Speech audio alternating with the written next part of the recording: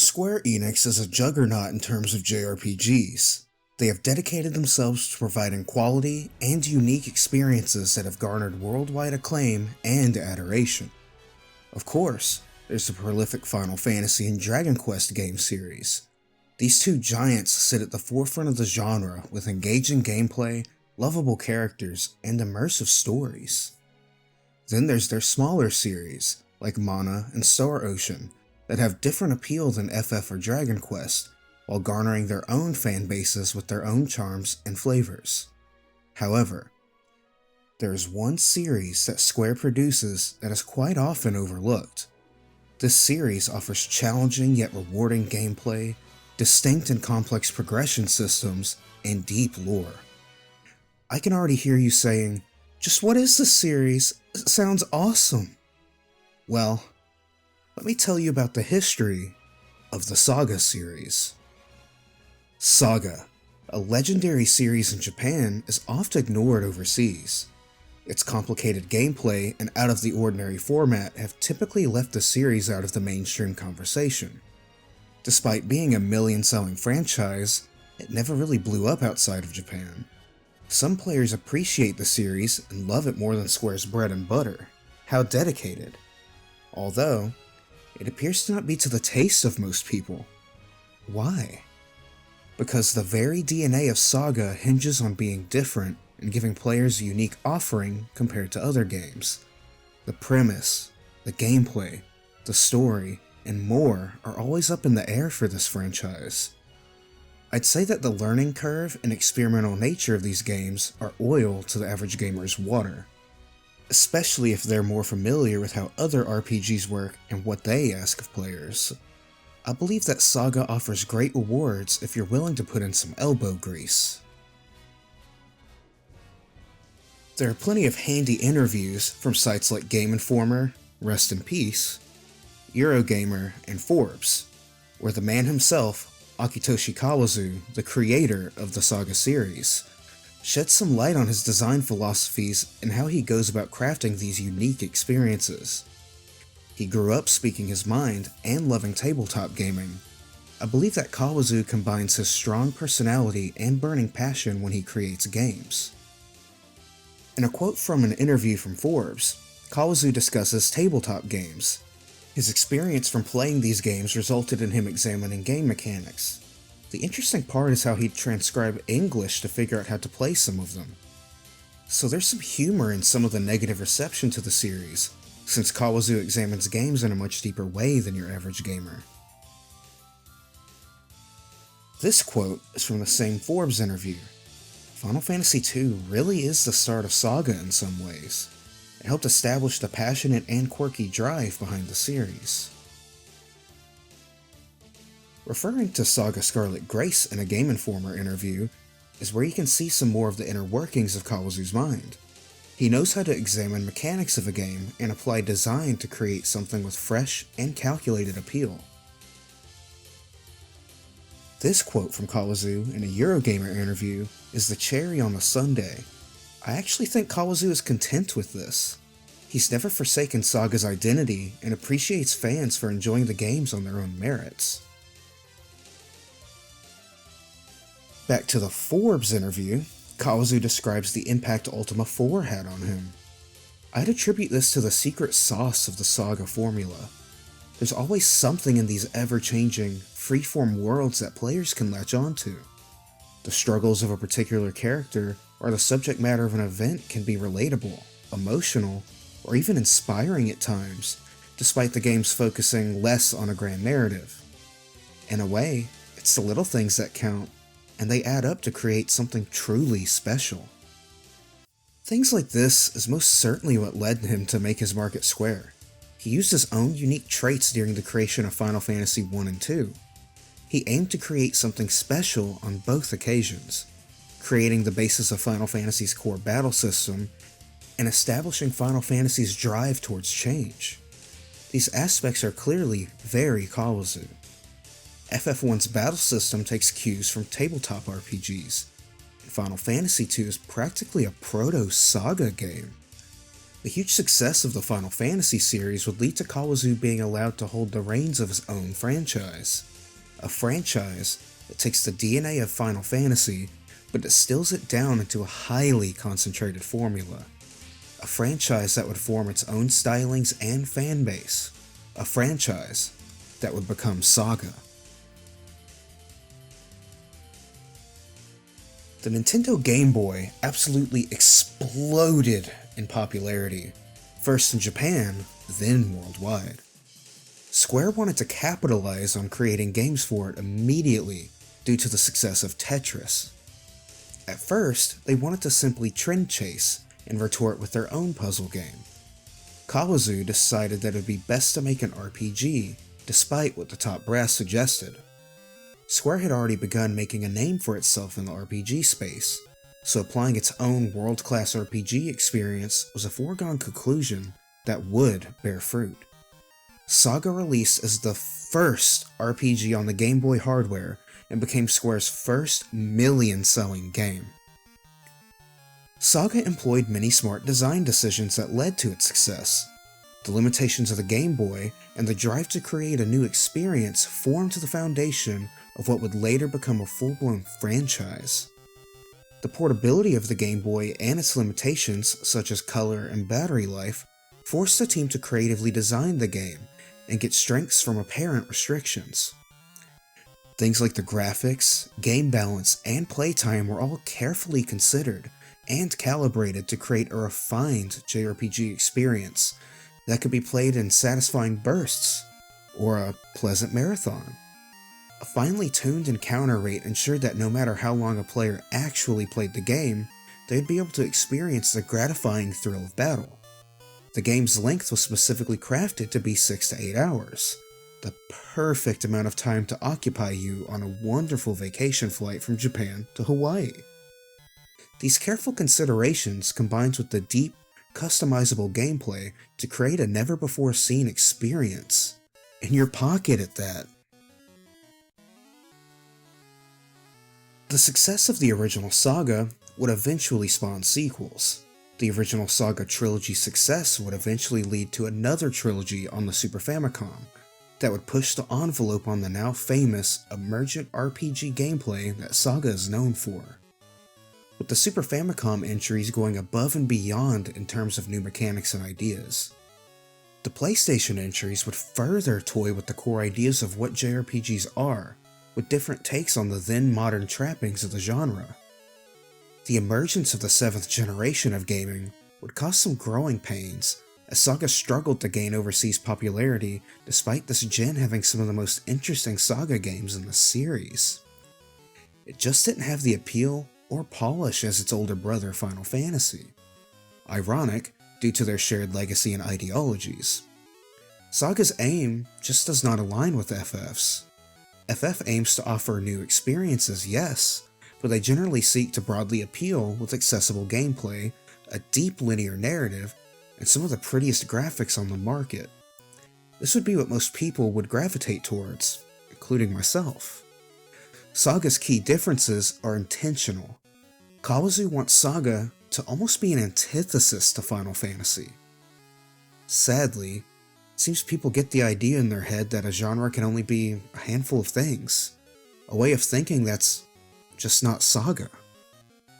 After years of dormancy, SaGa had to find itself a new form yet again so that it could share its charms and ideas with a new generation, a form that I hope continues to change for many more years to come.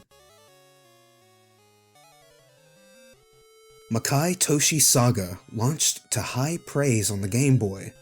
Successful Japanese titles usually got localized, and SaGa did. In the US, the original trilogy of SaGa games was known as Final Fantasy Legend 1-3. The original Final Fantasy had become one of the first popular JRPGs stateside, so Square banked on the brand recognition of Final Fantasy to help push more copies.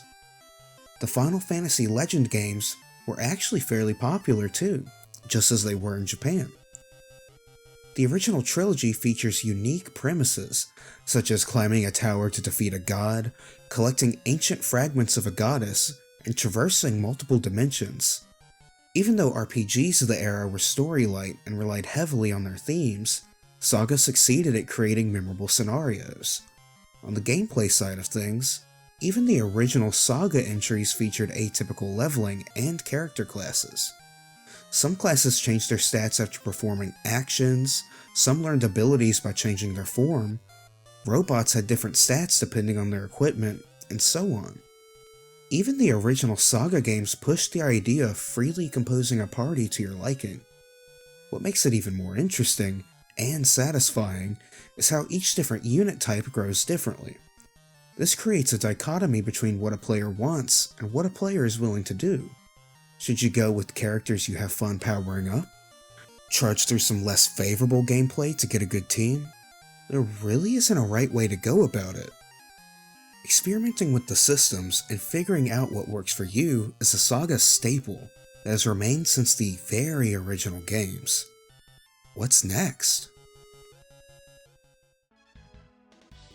After the success of the first two SaGa games on Game Boy, Nintendo urged Square to develop a new entry for their upcoming Super Famicom hardware. Final Fantasy was making the jump to 16-bit, and SaGa had become enough of a hit series for a primary gaming hardware manufacturer to demand it evolve. This new SaGa trilogy would feature the free scenario system, and many other ambitious mechanics that would create a level of depth that we still hardly see replicated to this day. Sadly, we never got these games outside of Japan until their HD remasters or remakes. I feel that the SaGa series would have retained some popularity if these had come out. This SaGa sub-series introduced the free-form scenario system, which allows players' decisions to alter story progression. This led to unique events during every playthrough. The multiple playable characters in each game add an extra layer to the plot, since each protagonist offered a different viewpoint on the events. The strong mechanics made the story conceits even more enjoyable to engage with. Romancing Saga 1's deep world lore created a memorable adventure. The interesting and one-of-a-kind dynasty succession of Romancing Saga 2 is impressive, and Romancing Saga 3's dark plot feels very mature for the era. All the while, these games are littered with events that have multiple outcomes, timing mechanics, and interconnectivity to other events.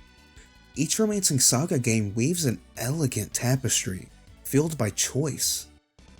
However, that also applies to the gameplay. There still may be things like character classes and such, but these games allow the player to customize their party members by deciding what weapons they use and how to train each individual character.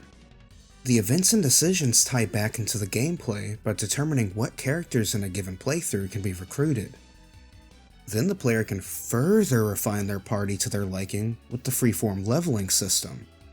This trickle-down effect of decision-based gameplay permeated itself in the stories and gameplay of each of these games, and it wouldn't stop there. The PlayStation is possibly the best console when it comes to JRPGs. The sheer amount of variety, interesting ideas, and landmark titles is nothing short of staggering. This also includes SaGa. The PlayStation allowed new graphical techniques, and its CD storage format allowed for even bigger games. SaGa experimented with new art styles, more abundant areas, and more detailed storylines. The first SaGa Frontier follows the stories of multiple characters across several rich sci-fi worlds. Frontier takes what was great about the Romancing Saga series and dials it up a notch. This particular style of storytelling is similar to the character selection from Romancing Saga 1 and 3, but Frontier expands on that by having a much higher text density thanks to the capabilities of the PS1. This particular formula is also highly reflected in more current games, like the Octopath Traveler series. However, unlike contemporary games, SaGa Frontier's freedom is unprecedented. Every character may have their own goals, but this batch of interconnected worlds is almost entirely open. It's possible to travel to most locations via public transport, and on each character's journey they can encounter sub-events and entire questlines that have nothing to do with their main goal. So that's 7 characters with their own personal events and sub-events. The worlds are truly the player's oyster in this game. Frontier 2 features 2 distinct storylines, focusing on specific characters. So while it technically features fewer main characters than the other entry, it more than makes up for it by covering them in great detail. You see their stories unfold across a lifetime of events. What makes this different from other SaGa games is that there's some rigidity to the structure, as specific events must be selected. There's still a high level of freedom that you can expect from SaGa within each of these story snippets, but the branching pathways in this game lean more towards non-linear storytelling. Each time a scenario is completed, another one can be selected. Part of what makes the game so interesting is how there's an amazing story told to you in non-chronological chunks depending on how you choose to progress. The freeform scenario system became the multi-scenario system, showing that SaGa is always willing to keep things fresh while reevaluating what an RPG can be. SaGa Frontier 2 experimented not only with the formula of the series, but also sports a gorgeous watercolored art style to differentiate itself from the pre-rendered backgrounds of its contemporaries. And that Masashi Hamauzu soundtrack. This game is truly special, even within the series, with what it accomplishes.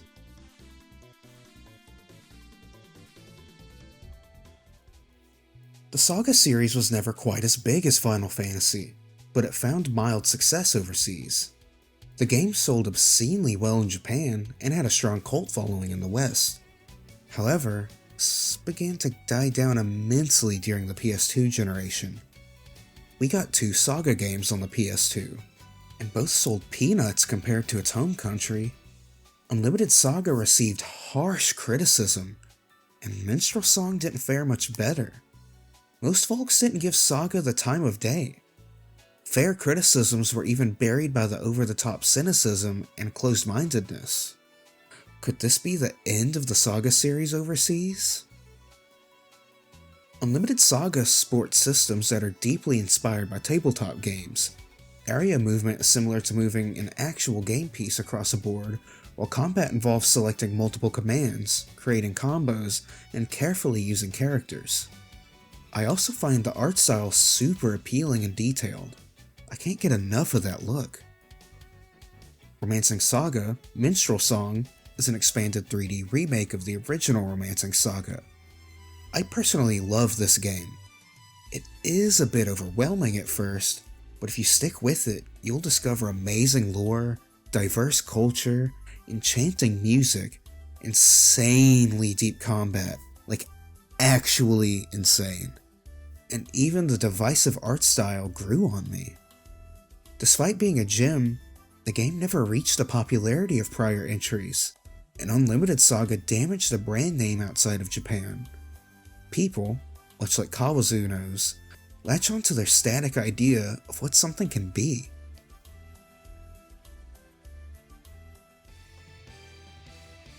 SaGa, as a series, had been dormant for 14 years. The gap between Unlimited SaGa and the next main series entry was a wasteland. Well, besides some specific spin-offs and remakes, but that doesn't quite quench the same thirst. Then, 2016 rolled in with a new entry, SaGa Scarlet Grace on the PlayStation Vita. This new title touted a new battle system and a unique world map system not seen elsewhere in the franchise. Sadly, the game was Japan only, until 2019, with an updated re-release titled SaGa Scarlet Grace Ambitions. This revision brought a slew of updates, including better load times, new characters, and more. The most interesting part of Scarlet Grace is the lore of the world and the ramifications it has on the setting. The world is watched over and blessed by gods called Celestials. One among them, the Firebringer, gave mankind fire and waged war with his brethren. Defeated and broken into pieces, he would rise every 150 years to continue this, till humanity brought him low. What's the truth, however? The characters in the game all have stories that revolve around curiosity and discovery. Scarlet Grace is also the first huge battle system change in the series. The new timeline battles involve careful planning of skill usage as they now have more to them. BP is also now shared amongst the entire party, which makes synergy more important than ever.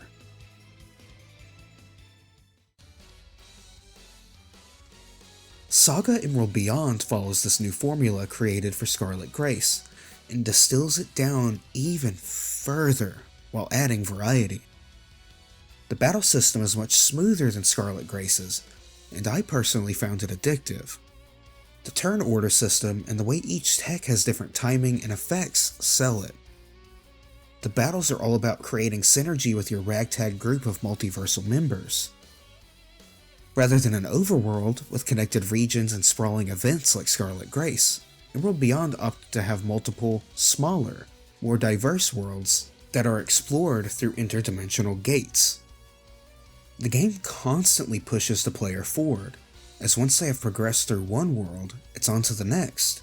No looking back. Decision making branches the story with each individual world. Then once complete, the player is quite literally thrown into a crossroads where they must continue forward and pick a path. Every playthrough contains layers of branching paths and choices, and on top of this, multiple playthroughs of the same character can yield new details not shown the first time. Emerald Beyond masterfully creates more from less. The minimalist nature of the current SaGa games cut the fat while doubling down on their mechanics in beautiful ways. Between each new and exciting main entry, fans received tons of re-releases and spin-off games in the 2000s. The first 3 SaGa games received remakes, along with Romancing Saga 1. These included WonderSwan color versions and DS reimaginings. Now we have just about every main SaGa game remastered. Fingers crossed for Unlimited Saga and SaGa Frontier 2 to get remastered. On top of all these re-releases, Japan has had several browser-based and mobile game spin-offs. There are SaGa spin-offs that are exclusively mobile and browser-based. Imperial Saga is a 2-game sub-series, just like Frontier, and Emperor Saga was the first mobile game in the series. I personally love the look of the WonderSwan and DS remakes of the games too. They're made with the same love as the Final Fantasy remakes on the same consoles. Maybe eventually we'll have a modern version of every SaGa that is widely available. That'd be the dream. SaGa is a truly special series. The way it twists conventions while offering a huge amount of replayability and content is amazing. What I'd consider the most interesting aspect of the series isn't how it changes constantly, the imaginative worlds, or even the deeply hardcore systems. It's the learning curve. SaGa asks significantly more from its player base than most games. Anyone can enjoy unique worlds and cool concepts, but will they engage with the game further than that? SaGa's gameplay can be somewhat confusing at times, or even downright obtuse. However, if you put in enough effort, you will see the vision. Kawazu loved tabletop and computer RPGs, and you can see this in the SaGa series. Each game tries to form some sort of connection with the player with their broadly branching stories, while offering a plethora of deep systems to keep their minds active. I haven't played many RPGs where my mind is on fire quite as often as a SaGa game. These games are practically made for people who are curious and wish to engage with learning things they don't fully understand. Each game in the series is like a puzzle. You can't get a full picture without observation and experimentation. The constant evolution keeps fans on their toes. SaGa is a series for people who want to engross themselves in a new world, and while things may not be easy or go your way, that's life. SaGa fans have been treated well the past few years, with various remasters and even a new entry in the series. I sincerely hope that it regains its foothold as one of the premier niche JRPGs. SaGa's exterior has changed quite often, but its soul is still the same as ever. I still think that SaGa being true to itself will ensure that it has fans, keeping the series alive for many more years to come. The recent release of Romancing Saga 2, Revenge of the Seven, delivers on everything that is amazing about the series, with modern quality of life updates that make it accessible to modern audiences, all without tainting the SaGa spirit. The SaGa series is still alive and evolving. We've had a couple of minimalist titles, so I wonder what's next. Something entirely new, I bet. Personally, I'd love to have a higher budget SaGa. Maybe Kawazu has some ideas that can only be done with a more maximalist style.